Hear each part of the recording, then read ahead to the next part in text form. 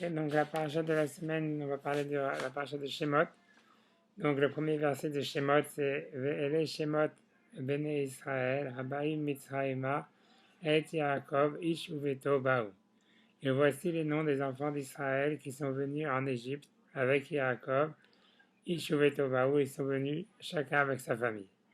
Donc on va faire le premier Rashi. Ve'ele Shemot Bene Israël, voici les noms des enfants d'Israël, Afal Pishemenan Behayem, Ush Bishmotan, bien qu'ils ont déjà été comptés de leur vivant par leur nom, Haza ou Menaan Bemitatan. Malgré tout, il les a recomptés une deuxième fois après leur mort. Ou une autre regarde ça dans Rashi, après leur mort, au moment de leur mort.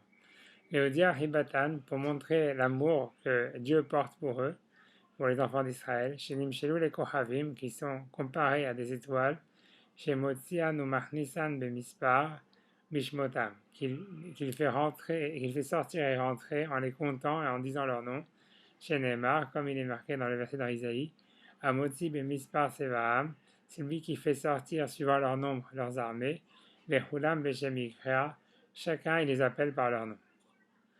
Donc voilà, ça c'est l'idée des étoiles. Donc on nous dit que bien que donc la question de Rashi c'était de savoir pourquoi est-ce qu'on recompte à nouveau les enfants d'Israël qui sont venus en Égypte alors qu'à la fin de la Genèse on a déjà fait ce compte.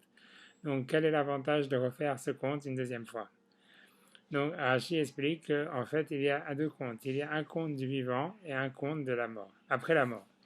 Comme les étoiles, c'est-à-dire que le rapport avec les étoiles c'est que les étoiles elles éclairent dans la nuit. Donc la nuit, c'est la mort, et c'est-à-dire que même après leur mort, les tzadikim, ils continuent à éclairer. Donc c'est de cette manière qu'il les compare à des étoiles en disant que un tzadik, il a une lumière durant son vivant, mais il a une autre lumière qui dure après sa mort. Comme les étoiles qui éclairent pendant la nuit, même on peut dire même une fois qu'elles sont mortes, puisqu'on a encore la lumière des étoiles une fois qu'elles ont disparu. Ensuite, il y a un autre chose intéressant, aspect intéressant dans Rashi, avec le conte avec les étoiles, qui compare le conte des enfants d'Israël avec le conte des étoiles. Le Talmud, il demande en fait quelle est la difficulté de compter les étoiles. Puisque le verset semble dire que Hachem, il peut compter les étoiles et dire leur nom aussi. Et donc la Gemara, elle explique que la force de Dieu pour compter les étoiles, c'est que bien que les étoiles elles sont constamment en mouvement, Hachem, malgré tout, il peut les individualiser et les compter. Et ça, donc, c'est une spécificité d'Hachem. Et si on rapporte ça à ce que Rashi veut dire, ça voudrait dire que les enfants d'Israël, Hachem, il peut les compter, il les met dans un groupe, en faire des armées, bien qu'en fait, ils sont toujours en mouvement, et qu'on pourrait dire, bon voilà, Hachem, qu'est-ce que c'est qu'un être humain? Un homme, il change constamment, il n'a pas une identité fixe. Donc comment est-ce qu'on pourrait nommer un être humain en disant, voilà, c'est lui? Eh bien non, on dit que malgré le fait qu'un homme il soit constamment en mouvement, qu'il change de manière perpétuelle, il y a une identité que Hachem il est capable en fait à chaque fois de reconnaître et d'individualiser. Comme les étoiles qui sont toujours en mouvement, malgré tout Hachem il est capable d'individualiser chaque étoile et de lui donner un nom. Là aussi Hachem il est capable d'individualiser chaque juif et de lui donner un nom, c'est-à-dire qu'il y a quelque chose qui persiste chez chaque juif malgré tous les changements qu'il fait dans son comportement durant sa vie.